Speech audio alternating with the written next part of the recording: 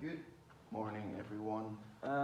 In this video, we're going to talk about paragraph 6.3.1. Most of you have already handed in the assignments, and I think most of them did good actually.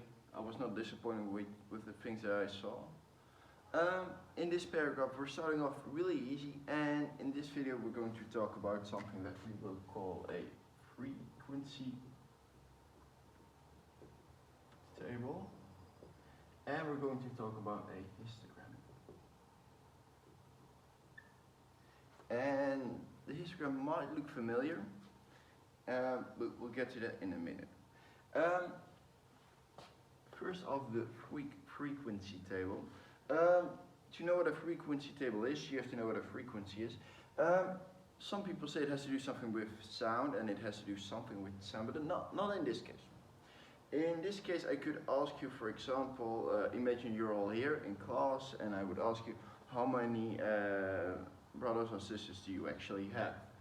And then I know that some of you would say none. So let's write it down like this. Amount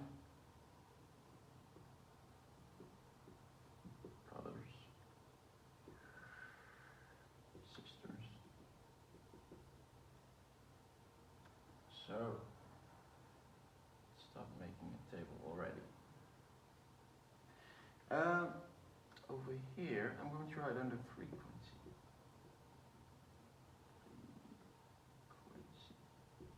So imagine there is just one person in your, I think there are two actually. There are two people in your class which have 0 brothers or sisters. Then the frequency of that is 2. This means that there are 2 people who have no brothers and sisters. Then for 1 brother or sister, then think about it again, and then the frequency of that could be, for example, 6. Then 2,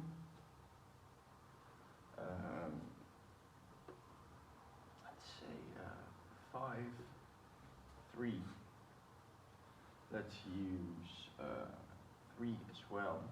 So these frequencies mean that there are 6 people who have either 1 brother or 1 sister. There are 5 people in your class who have 2 brothers and sisters. 3 people who have 3 of them. Let's see, this adds up to, let's make it a little bit longer. Oh, careful, mistake. This is 11, 14, 16. Let's say that there are also 3 people who have 4 brothers or sisters. This thing that we just finished, this thing, is called a frequency table. It's a table which shows you the frequency of some data. We can also calculate the total frequency, and that adds up to 19. So this is the total frequency.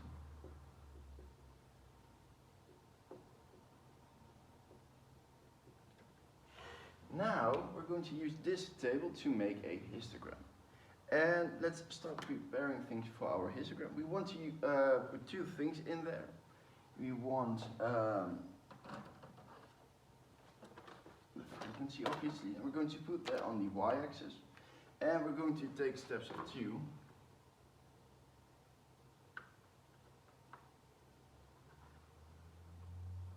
Sorry, I lied. We're not going to take steps of 2. Steps of 1 will do just fine. I don't know why I actually said steps of 2. Maybe I was confused. And over here,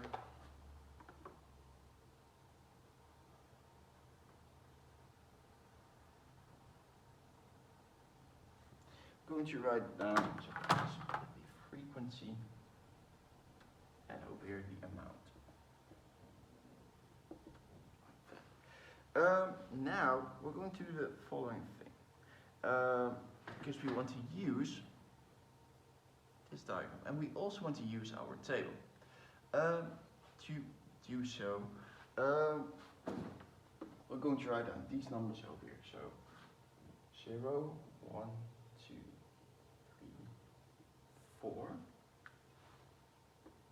And what we're going to do is a lot like our bar chart. This will look a lot like bar charts. But the biggest difference is, when you see them, that the bars are connected in a histogram and they're separated in a bar chart. So in this case, for 0 we have 2, which means I'm going to draw a bar until 2.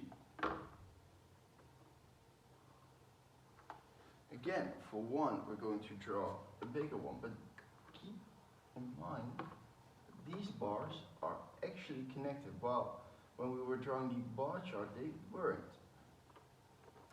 So these are connected. The next one, 5. And usually when you have no trouble making a bar chart, you won't have any trouble making a histogram either. Let's finish this one.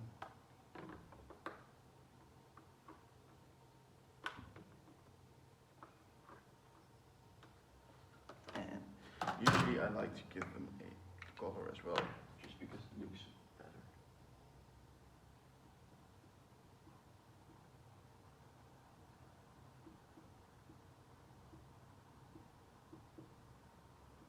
So, besides the fact that the bars are connected, is there another difference? Yes, there is like a nuance which becomes clear in the 4th year, I think, because then you have to know something about types of data.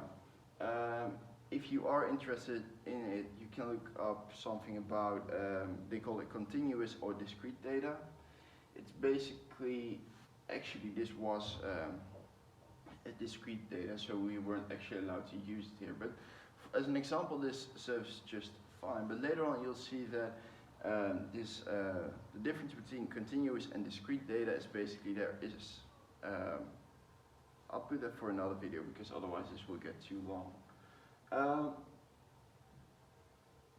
For now, I think you should be able to start with paragraph 6.3. And if there are any questions, just let me know.